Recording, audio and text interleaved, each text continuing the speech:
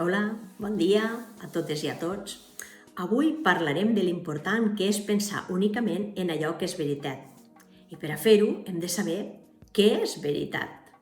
Si volem que alguna cosa canvie realment, hem d'aprendre que pensar en allò que volem és pensar verdaderament, sense importar el que ens estiguen mostrant les aparences en aquests moments. Pensar d'acord en el que veiem és fàcil, això ho sabem fer tots, però pensar de veritat, a pesar del que veiem, això és difícil. I si a més decidim sostindre aquest pensament en el temps, se pot convertir en una inversió d'energia, potser la inversió d'energia més gran que mai haguéssim fet. I m'explico millor.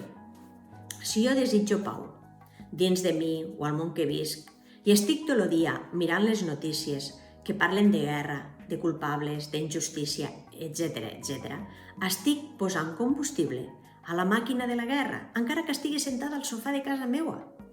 Si desitjo pau, parlo de pau, busco imatges de pau, programes de pau, pensaments pacífics, estudio la vida de persones que són o han sigut exemple de pau i estaré creant pau, primer en mi i després al meu voltant. Si em passo el dia parlant o mirant programes de pobresa, de misèria, cada vegada veuré més manifestacions d'això. Però si jo decidixo aferrar-me a la veritat, que és el desig del meu cor, que és l'abundància, i descarto de la meua ment els pensaments de pobresa, les imatges de pobresa, les converses de pobresa, i deixo de veure programes de pobresa, i m'enfoco només en l'abundància, en veure a la gent treballant, somrient, pròspera, imatges de famílies i de persones contentes compartint taules abundants. Jo estic creant un nou paradigma. Allò on posem la nostra atenció és el que fem créixer.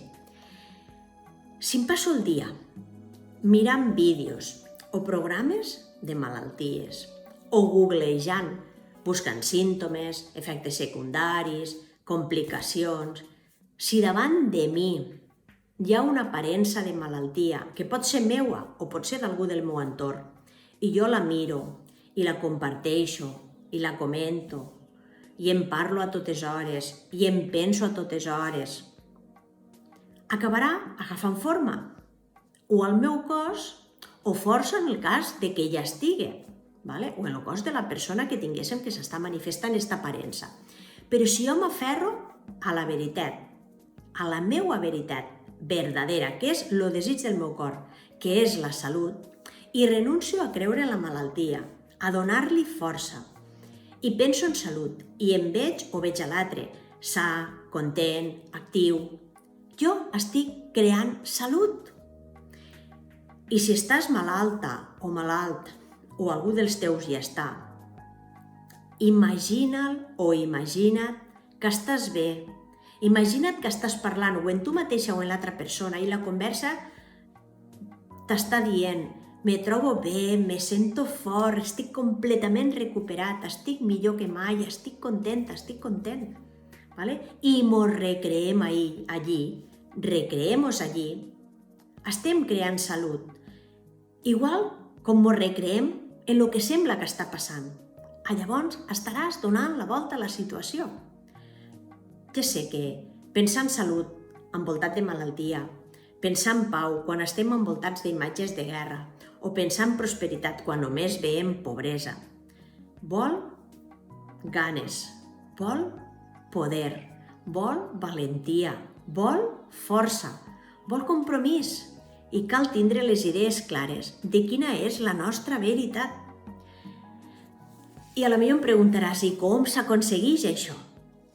En una voluntat ferma i aferrant-se a la fe total de que detrás de cada aparença hi ha una substància, per dir-ho d'alguna manera, de la que les coses estan fetes. I tindre clar la veritat de que cada pensament està connectat a aquesta substància i li dona forma.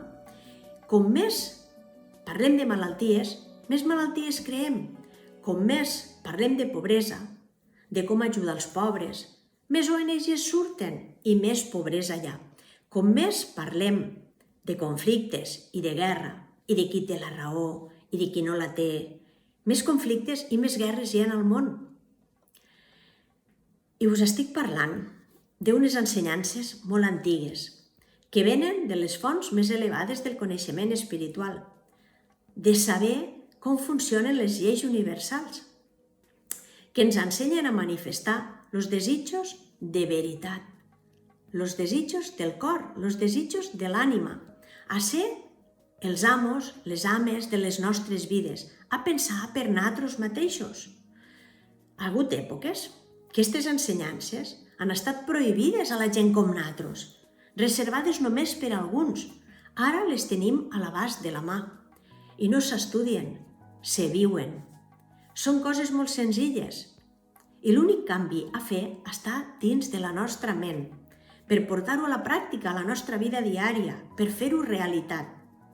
Recorda que et poden dir el que vulguen. Dins del teu cap només penses tu.